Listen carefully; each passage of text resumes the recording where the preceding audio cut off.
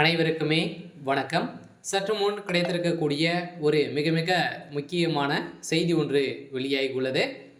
சற்று முன் சனாதன வழக்கில் உதயநிதிக்கு நீதிமன்றம் இறுதி தீர்ப்பு, பஞ்சாப் சிறையில் அடைப்பு, இது மாதிரி பார்த்திங்கன்னா செய்திகள் வெளியாக இருக்குது.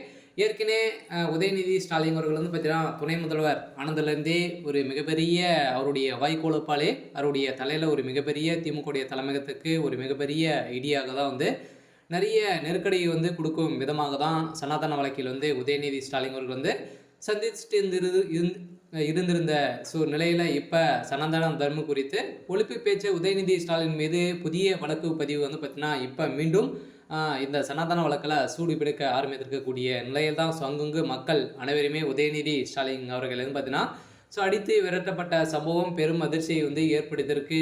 இந்த நிலையில் தான் உதயநிதி உச்சநீதிமன்றம் போட்ட அதிரடி உத்தரவின் அடிப்படையில் இப்போ உதயநிதி ஸ்டாலின் அவர்கள் பாதுகாப்பாக பஞ்சாப் சிறையில் அடைக்கப்பட்டதாக ஒரு தகவல் வெளியாக இருக்குது. இதை பற்றி இந்த வீடியோவில் பார்க்கலாம். அதுக்கு முன்னாடி நம்ம சேனலுக்கு இப்போ தான் நீங்கள் முதல் முறையாக வந்திருக்கீங்க அப்படின்னா மறக்காமல் நம்மளுடைய சேனலை சப்ஸ்கிரைப் பண்ணி சப்போர்ட் பண்ணுங்கள்.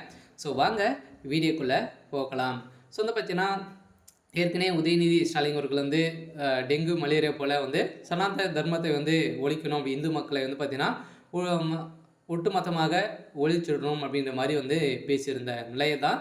இப்போ உதயநிதி ஸ்டாலின் அவர்களுக்கு பார்த்திங்கன்னா இந்திய முழுவதுமே நிறைய எதிர்ப்புகள் அங்கங்கு வழக்கு பதிவு செஞ்சுருந்தாங்க. மீண்டும் புதியதாக சனாதன தர்மத்தை ஒழிப்போம் என பேசியதற்காக தமிழ்நாடு துணை முதல்வர் உதயநிதி ஸ்டாலின் மீது புதியதாக வழக்குகள் பதிவு செய்வதற்கு உச்சநீதிமன்றம் அதிரடி தடை விதித்துள்ளது. தமிழ்நாடு துணை முதல்வர் உதயநிதி ஸ்டாலின் மீது இந்த விவகாரம் தங்களது அனுமதி இல்லாமல் வழக்கு பதிவு செய்யக்கூடாது எனவும் உச்சநீதிமன்றத்தில் உத்தரவிட்டிருந்த நிலையில் 2023 ஆண்டு சென்னையில் தமிழ்நாடு முற்போக்கு எழுத்தாளர்கள் பார்த்தீங்கன்னா மற்றும் கலைஞர்கள் சங்கம் நடத்திய மாநாட்டில் துணை முதல்வர் உதயநிதி ஸ்டாலின் பேசியது. அந்த கூட்டத்தில் பேசிய துணை முதல்வர் உதயநிதி ஸ்டாலின் சனாதன தர்மம் என்பது டெங்கு மலேரியா கொரோனாவை பரப்பக்கூடிய வைரஸ் போன்றது, அதை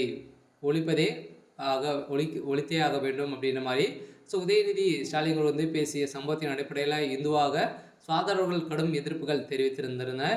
இதை துணை முதல்வர் உதயநிதி ஸ்டாலினுக்கு எதிராக கொலை மிரட்டல்களும் விடுவிக்கப்பட்டு இருக்கக்கூடிய சூழ்நிலையில் இந்த வழக்கின் அடிப்படையில் பல மாநிலங்கள் உதயநிதி ஸ்டாலினுக்கு எதிராக வழக்குகளும் தொடரப்பட்டது.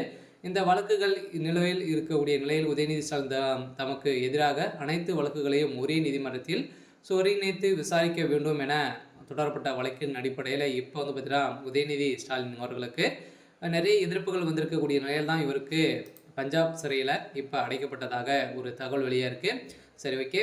இன்னைக்கான அப்டேட் பார்த்தீங்கன்னா இதுதான். மறக்காமல் நம்மளுடைய சேனலை சப்ஸ்கிரைப் பண்ணி சப்போர்ட் பண்ணுங்கள். தேங்க்யூ.